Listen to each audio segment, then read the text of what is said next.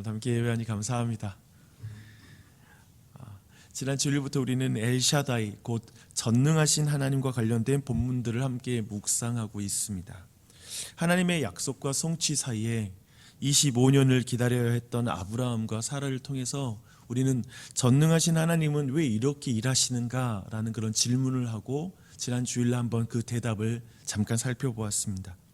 전능하시면서 왜 아브라함과 사라를 기다리다 못해 절망의 지경까지 이르도록 하셨는가 라는 그런 부분. 그래서 어쩌면 우리 모두는 그럴 때가 있잖아요. 우리가 너무 원하는 것을 가지고 있는 사람이 있어요. 답을 알고 있는 사람이 있는데 그가 줄락 말락 들었다 놨다 하면서 애간장을 녹이면서 막 끌고 가는 사람 보면 어떻죠? 때로는 마음이 상해요. 그렇죠? 그래서 사실 어느 정도 선을 넘으면 이런 말 하죠. 됐거든 이제 줘도 안 받아. 이렇게 그냥 화가 나버려요. 줘도 안 받겠다는 말을 하게 되죠. 그런 상태가 돼요. 전능하신 하나님이 아들 하나 두고 24년을 밀당했으니까 아브라함과 사라는 이제 1년 후에 내가 아들을 주겠다라고 말씀하시는 그 하나님의 말씀 앞에 그냥 실소를 하죠. 웃음을 터뜨리는 그런 상태가 되어버립니다.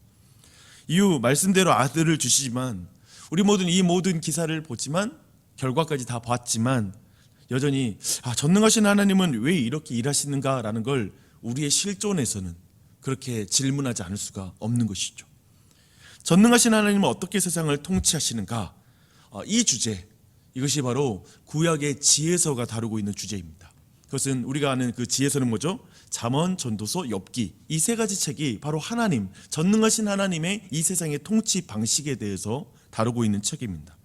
잠언은 이런 책이에요. 잠언은 이 세상에 중력과 같은 하나님의 공의가 있다라고 이렇게 말하고 있습니다. 그래서 하나님은 이 세상을 공평하게 다스리고 계신다라는 걸 강조해서 말하죠. 그래서 사람들은 뿌리는 대로 거두기 때문에 의인들은 상을 받게 될 것이고 악인은 벌을 받게 될 것이다 라고 이렇게 말합니다. 우리는 이것을 인과율이라고 부를 수 있습니다. 원인과 결과가 있는 삶, 그렇죠? 이것이 이 세상을 움직이는 큰 원리입니다. 그런데 전도서는 이 세상이 항상 인과율에 따라서 움직이는 게 아니다 라고 말합니다.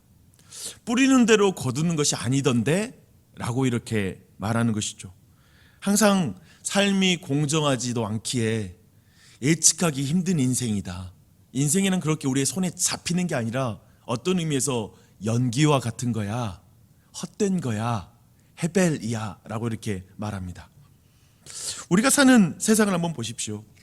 뿌리는 대로 거둔다라는 것은 우리가 중력과 같은 원리라는 걸 잘 알고 있어요. 그래서 사실 우리는 우리의 자녀들에게 이걸 굉장히 가르칩니다. 야, 뿌리는 대로 거둔다.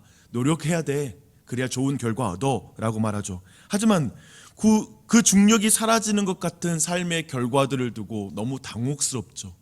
나이가 든다라는 건 그 당혹스러움을 많이 경험했다라는 것이기도 합니다. 그때 전능하신 하나님을 믿는 성도에게만 생기는 질문이 있습니다. 하나님은 정말 지혜롭고 공의로운 게 맞나요? 그렇죠. 그리고 그분은 정말 전능하신 게 맞나요? 그러니까 전능하다면 이 세상을 공의롭게 통치하실 것 같은데 둘 중 하나죠. 하나님의 성품을 의심하든지 하나님의 능력을 의심하든지 이러한 갈등이 모든 그리스도인들에게 있을 것입니다. 욥기는 이 질문을 한 인생을 통해 한 인물을 통해서 이 내용들을 우리에게 아주 실존적으로 그리고 실질적으로 우리에게 그걸 보게 만듭니다. 욥기는 욥이 온전하고 정직하여 하나님을 경외하며 악을 떠난 자이다라는 걸 욥기 1장 1절에서 벌써 이걸 세팅하고 시작해요. 즉 뭐냐면 이 말은 뭐냐면 욥이 이후에 당하는 모든 일들은 인과율, 인과응보의 관점으로 해석하면 안 된다. 그렇게 해석할 수 있는 사건이 아니다라는 걸 전제로 깔고 이 모든 이야기를 시작합니다. 그렇다면 왜 욥에게 고난이 오는가? 인과율이라면 복을 받아야 될 사람인데 벌이 오면 안 되는데 나쁜 일이 생기면 안 되는데 왜 이 사람에게 이런 일이 생겼는가? 라는 질문.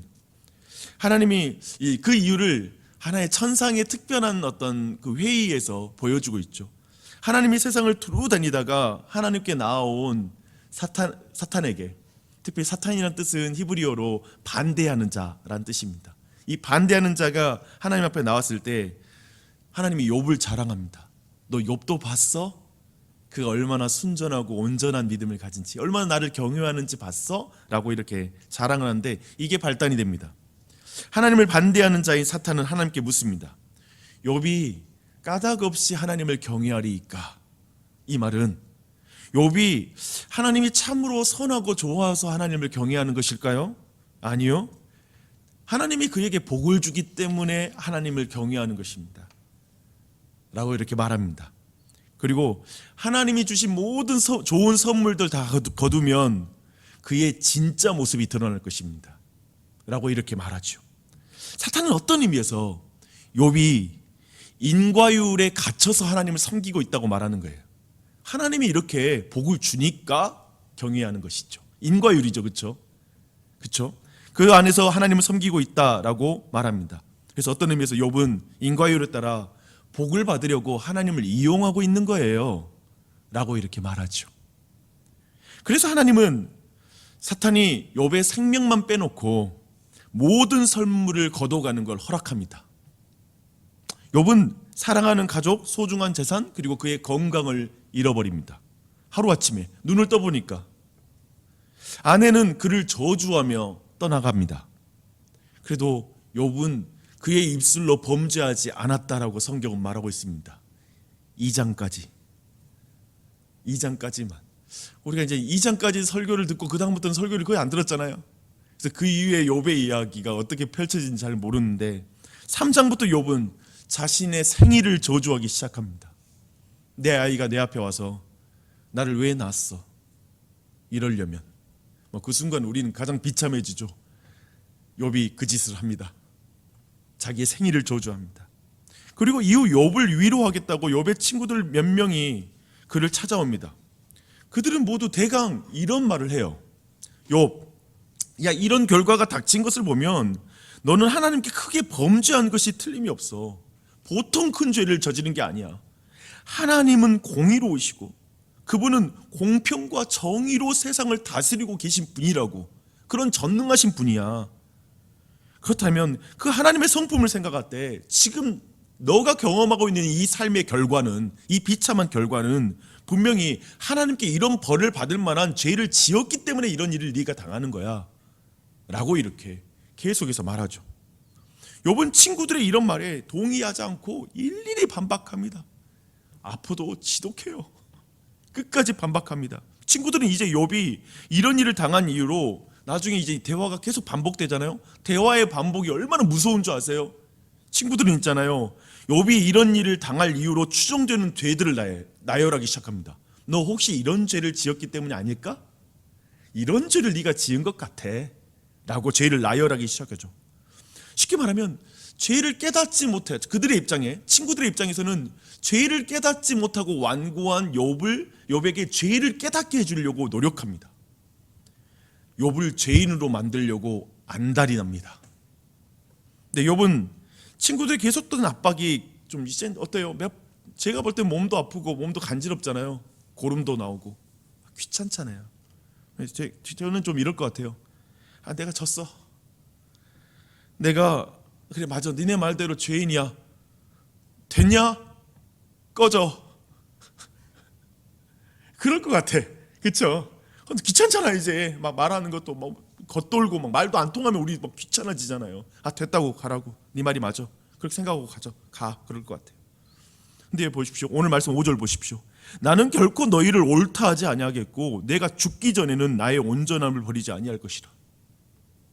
욥은 자신의 양심이 결백하다는 걸 계속 말합니다. 2절, 나의 정당함을 물리치신 하나님, 나의 영혼을 괴롭게 하신 전능자의 살아계심을 두고 맹세하노니 결코 내 입술이 불의를 말하지 아니하며 내 혀가 거짓을 말하지 아니하리라. 6절, 내가 내 공의를 굳게 잡고 놓지 아니하리니 내 마음이 나의 생애를 비웃지 아니하리라. 내 마음이 나의 생애를 비웃지 아니하리라. 내 양심이 내가 결백하다는 것 증명하고 있어 라고 이렇게 계속해서 말하고 있습니다. 욥과 친구들과의 이 대화가 되풀이되는 과정 속에서 사실상 제가 보는 건 욥이 제2차 가해, 제3차 가해를 당하는 것입니다. 그 대화가 얼마나 고통스럽겠어요. 그렇죠? 욥은 그런 대화 속에서 사실상 감정적으로 요동칩니다. 그러니까 이건 단지 지적인 문제를 넘어서서 그의 감정 자체가 막 흔들리기 시작합니다. 때로는 하나님이 지혜롭고 공의롭다고 말을 해요. 7절부터 12절까지 내용이 그런 내용이거든요. 욥은 인과율이 적용되는 세상을 말해요. 여러분, 인과율이 나쁜 게 아닙니다. 그렇죠? 수고하는 대로 수확을 거두는 거예요. 그것은 하나님의 법칙인 거예요. 그렇게 하나님이 다스리고 있다고 생각해요. 불경건한 자가 비록 생전의 저주와 심판을 받지 않고 부자로 죽더라도 죽음 이후에는 심판을 면치 못하리라. 그러니까 지금 친구들은 살아있는 동안에 욥의 모습을 보고 지금 인과율을 적용해서 비판하고 있잖아요. 근데 욥은 또 한편에 넘어서서 아니, 살아서 부자로 죽는 악인이 있어. 그런데 죽음 이후에 심판 당할 거야. 더 그 모든 그 공의에 대한 모든 시간표를 늘려서 하나님은 공의롭다는 걸 또 말하고 있어요. 그런데 욥은 이 말씀 외에 다른 말씀에서 때로는 하나님의 선하심을 막 의심해요. 감정이 요동쳐요. 하나님이 막 난폭한 분이라고 말하고요, 하나님이 불의한 분이라고 말하고 하나님이 타락했다고 말하기까지 해요. 욥의 입에서 그 말이 나와요. 그래서 이 대화가 다 끝날 즈음에 이제 욥은 어떤 상태가 되냐면, 하나님, 내게 좀 직접 나타나서 이 모든 걸 설명해 주세요. 이렇게 외칩니다. 우리는 내일 하나님이 그에게 나타나서 어떻게 설명하는지를 내일 볼 거예요. 사실 내일 전능하신 하나님과 관련된 어떤 많은 어떤 의미를 깊이 말씀 통해서 나눌 것입니다. 오늘 말씀을 이제 정리해 보게요. 오늘 말씀을 사실 지난 주일날 우리가 다뤘던 내용들과 많이 관련이 있습니다. 전능하신 하나님, 정말 그 전능하신 하나님이라면 왜 25년을 기다리게 해? 왜 이렇게 일하지? 왜 이렇게 시간을 가지면서 이 시간표에 따르지? 우리의 시간표와 다른 거, 우리의 생각과 다른 그 지점이 있죠. 그래서 하나님은 오늘 욥의 이 상황을 두고도 하나님은 정말 공의로우신가? 정말 지혜로운 분이신가? 그분은 정말 전능한 것이 맞는가? 라는 그런 질문을 하게 됩니다. 그래서 우리는 욥을 볼 때 왜 이렇게 죄 없는 자가 이런 고통을 당해야 되는가? 라는 생각도 하게 되죠. 다른 죄인들은 그렇게 안 살잖아요. 도대체 욥을 통해 뭘 보여주려고 이렇게 가져가는가? 이 모든 이야기를, 배우를 다 알고 있는 우리 입장에서는 되게 여러 가지 생각하게 되는 그런 부분이 있습니다. 근데 모든 거 안에, 이런 질문 안에 우리 안에 한 가지가 있습니다. 인과율에 관련된 내용입니다. 결국 여기에 우리가 사로잡혀 있습니다. 원인과 결과. 원인과 결과를 볼 때 욥에게 이런 일이 당하면 안 된다는 것이죠. 그렇죠? 그 틀 안에서 우리는 하나님을 평가합니다. 하나님 정말 지혜로운가? 하나님은 정말 공의로운가? 그 인과율이라는 것에 갇혀서 우리는 생각할 수밖에 없습니다. 어떤 의미에서 사실 우리가 이 인과율적으로 생각하는 이 안에서 끊임없이 하나님과 하나님이 행하신 일을 평가할 때 이 말을 또 한편에 뒤집어서 생각해 보면, 우리가 뭔가를 행한다는 건 어떤 의미에서 사탄이 말한 것처럼 하나님이 선물을 주니 그렇게 하는 것이지, 그러니까 인과율에 갇힌 신앙인 거죠. 내가 이렇게 뭔가 잘못하면 하나님께 벌을 받는 것 같아. 아유, 두려워. 또 어떤 걸 잘해야 하나님께 복 받을 거야 라는 그 인과율에 갇힌 또한 우리 안에 신앙이 되는 거예요. 결국 하나님을 이용하는 것, 그러니까 인과율이라는 것에 갇히게 되면 결국 하나님을 이용하는 것에 대한 부분에 끊임없이 내가 하나님을 이용하려고 하는 것인지 진짜 사랑해서 이것을 하고 있는지가 구별이 안 돼요. 구분하기 힘들어요. 이것을 크게 못 벗어납니다. 그리고 성경이 지금 욥기를 통해서 우리가 알려주고 싶은 거냐면, 정말 모든 선물을 거둬두고 진정한 신앙이란, 그리고 우리 안에 참 신앙이란 하나님을 사랑하는 것, 하나님의 선물이 아니라 하나님을 사랑하는 것으로 넌 이 믿음의 길을 가겠니? 너의 신앙은 나만을 사랑하는 것, 다른 어떤 선물과 상관없이 나를 사랑하기 때문에 나를 경외하는 그 길을 가겠니? 라는 부분을 물어보는 것이죠. 바로 그것은 이제 욥이 그런 것처럼 기쁜 일이 있거나 슬픈 일이 있거나 자기의 삶의 환경이 어떻게 변할지라도 하나님을 신실하게 경외하는 법을 배우는 과정으로 나아가는 것이죠. 그래서 그 과정으로 이끌어가고 있어요. 근데 저는 이 본문을 오늘 보는데 이전에 보이지 않는 안목으로 이 부분이 또 보이더라고요. 그것은 뭐냐면 진짜 인과율을 벗어난 분이 계세요. 예수님이십니다. 예수님은 하나님의 본체이시죠. 그런데 그분이 사람의 몸을 입고 이 땅에 내려오셨습니다. 이건 인과율에 벗어나는 거예요. 하나님이 어떻게 사람이 되세요? 그리고 그분은 사람들에게 정죄를 당하시고 그리고 채찍에 맞으시고 십자가를 지고 갈보리의 언덕을 올라 십자가에 달리십니다. 못 박히십니다.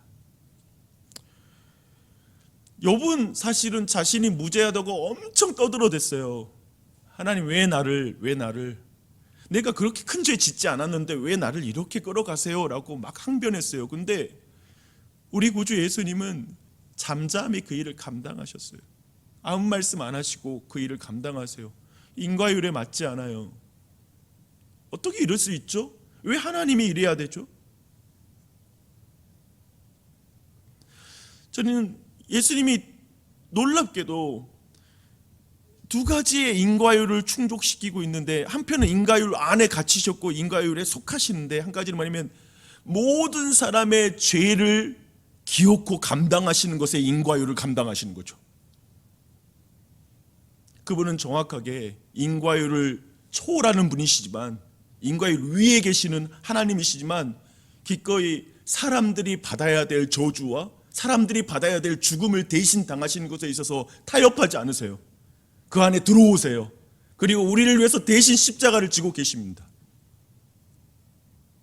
그러나 또 한편에 그분은 죄가 없으신 분으로서 그 일을 당한다는 측면에서 인과율을 완전히 벗어나서 일하고 계십니다. 그래서 우리 모두가 우리가 너무 이해할 수 없죠. 그러니까 우리 인생에서 내가 이런 일을 당할 사람 아닌데 이런 일을 당하면 참을 수가 없죠. 그런 평가도 싫고 내 인생에 끌려가는 건 너무나 힘들죠. 그런 순간을 수없이 만나요. 우리는 이 세상이 제대로 작동하지 않는 것 같아요. 하나님은 정말 전능한가? 하나님은 지혜로운가라고 말하고 싶은 그런 상황에 여러분의 삶이 처해질 때도 있어요. 하루에 여러분이 기대하지 않은 일 3가지만 겹쳐서 일어나 봐요. 벌써 여러분 마음에 무슨 생각이 드는지 막 흔들려요, 감정적으로. 근데 그때 꼭 기억하세요. 인과율을 벗어나 계신 분이시나 죄가 없으시나 인간이 당해야 될 인과율을 대신 당하신 분, 내가 내 죄 때문에 죽어야 되는데 그분이 나의 죄를 대신 감당하신 예수님이시라는 거. 우리 하나님이 그렇게 선한 분이시라면, 내가 믿는 하나님이 그렇게 선한 분이라면 지금 내가 보기에 당장에 내가 보기에 악해 보이는 그 상황, 그리고 내 상황에 이것은 아니라고 생각하는 그 상황마저도 하나님의 손에 있구나. 하나님은 나를 여기서 결코 버리지 않고 나를 미워서 이 상황 속에 두지 않으신다. 하나님이 이 과정 속에 분명히 하나님의 뜻이 있는데 난 모르겠어. 하지만 내가 불가해야 한 하나님의 인도하심, 이해할 수 없음을 하나님을 신뢰하고 하나님을 사랑하는 것으로 넘어갈 수 있는 믿음, 그 길이 우리를 지금 이끌어가는 과정인 줄 믿습니다. 아멘. 아멘. 그럴 거예요. 그러니까 힘내세요. 더 행복하세요. 너무 염려하지 마세요. 너무 걱정하지 마세요. 두려워하지 마세요. 우리에게 그 선한 하나님이 계시니까, 전능자가 계시니까 이 믿음을 가지고 나아가고, 이 아침에도 이 사실로 우리가 같이 기도했으면 좋겠어요. 먼저 함께 기도하고 싶은 건 우리 자신을 한번 봤으면 좋겠어요. 오늘 말씀 앞에 내 지금의 우리의 삶의 상황들, 내가 지금 경험하는 거 안에서 내 자신도 인과율이라는 것에 갇혀서 그냥 너가 이렇게 그냥 이런 인생 살 만한 사람이야, 너가 그렇게 살았으니까 이런 일을 당하지, 너가 그렇게 행동하니까 그렇지. 항상 그렇게 자신을 자책하는 마음과 아니면 그 안에서 넘어져 있었다면 주님, 나에게 그 선하신 예수님을 다시 볼 수 있는 눈을 열어주시고 이 한 날 두고 하나님 선하신 하나님과 동행할 수 있게 해달라고 이 시간 자신을 위해서 오늘 말씀을 기억하면서 자신을 위해서 그 말씀을 적용하는 기도를, 그리고 그 말씀이 이루어지게 해달라고 하는 기도를 함께 드리며 나아가겠습니다. 기도하겠습니다.